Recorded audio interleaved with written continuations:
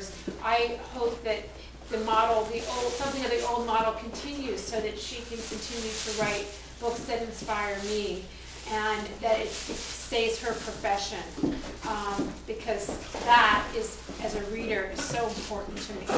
So, you know, who knows what the future is going to bring. Hopefully something in the middle of one of these systems.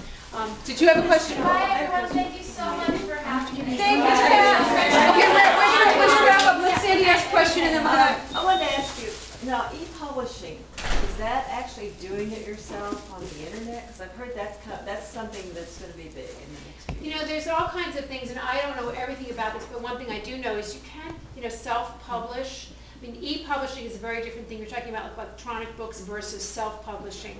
Self-publishing is a model that can really work, particularly for business books. All those guys, those business guys that you see out there that publish books, that's all self-published mostly until they get really big. But that's a really big business, and you can self-publish. It's still at a point where, you know, you don't get taken seriously in the same way as other authors, even though it's all crazy, the system's ridiculous now anyway. And in terms of ebooks, ebooks is just one way to go, but I mean, I do know people that have done well if they are about a particular expertise with ebooks, where people don't have the same expectation or the same sort of crazy snob where you're like, oh, it's from Random House, oh, it's from, you know. Yeah. Or if you have a blog with enough followers who are going to buy your book. And sometimes if you sell enough copies indie, which is what it's called now, then you'll get picked up by a bigger publishing house. But the sticky point right now is really still distribution. It's almost impossible to get into the big box stores if you're an indie, if you're publishing independently. It's a big problem.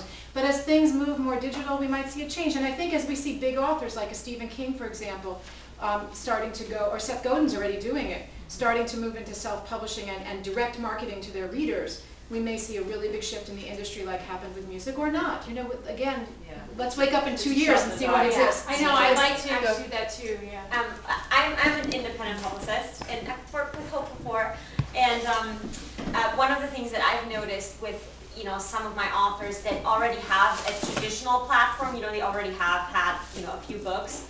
What they started doing is, you know, because as an author you write so many books, you know, or you know, half manuscripts, and you know, they get maybe shopped around and you never, you know, nothing ever happens. And so some of my authors have started taking these novels that are completed and they're selling them online, and it works because they already have a platform, and you know, so the reader says, oh, this is another book by my author, and you know. And you know, obviously you want to kind of market it saying, you know, it's brand new published, you know, and so there's some type of mystery to it where it's, you know, readers say, oh, you know, there's this unpublished novel by my favorite author. Of course I'm going to, you know, buy it online. So that kind of, you know, that kind of works.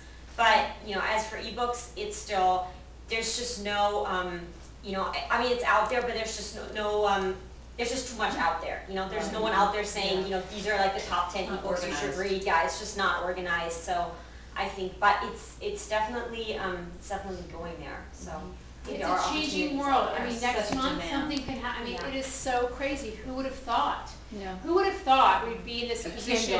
I mean, and you know, I mean, and as much as I don't mean to complain about things like Twitter, and you know what? I do complain about Twitter. I don't want to follow anyone. I don't want anyone to follow me. Get your own life. Yeah. Sounds like Disciples. It makes me. You're only allowed to speak in 140 characters. I can't speak in 140 characters. You know what? I tried at first, but it took me like 3 days to write my first tweet. I can't do this. It's not sustainable. Like, I think of something good to say in 140. And you take someone like Steven Weber. I swear to God, the man does nothing but sit down and write tweets all day long. But that's because Steven is a friend of mine. He doesn't write books. If he wrote a book, he couldn't tweet. I mean, you know, it's like, hello, one or the other, right? People, but this nutty world, then you have Shit My Dad Says, which starts on Twitter, becomes a book, becomes a major TV series. My stylist is the stylist on the Shit My Dad Says. But I mean, you know, what is it? I mean, it's great, but is it? I mean, it's William Shatner. It's William. No, it's fabulous. But is it? I mean, there's a difference between Is it substantial? writing and Is it marketing. substantial? No, not in the way that we were talking about here. A friend of mine's son published a book called "Fuck You, Penguin." It's very. Oh, it's hilarious! I love that. It was a blog, and it's like there's a squirrel. Like, fuck you, squirrel! You think you're so cute? You're a rat with a tail. He's got a film deal. He's got a TV show. It's great. He's not really a writer, but you know, it's great for him. It's perfect for the internet. I mean, it's fabulous because you do want to go. He's an author and he's selling books. I know, it's commercial.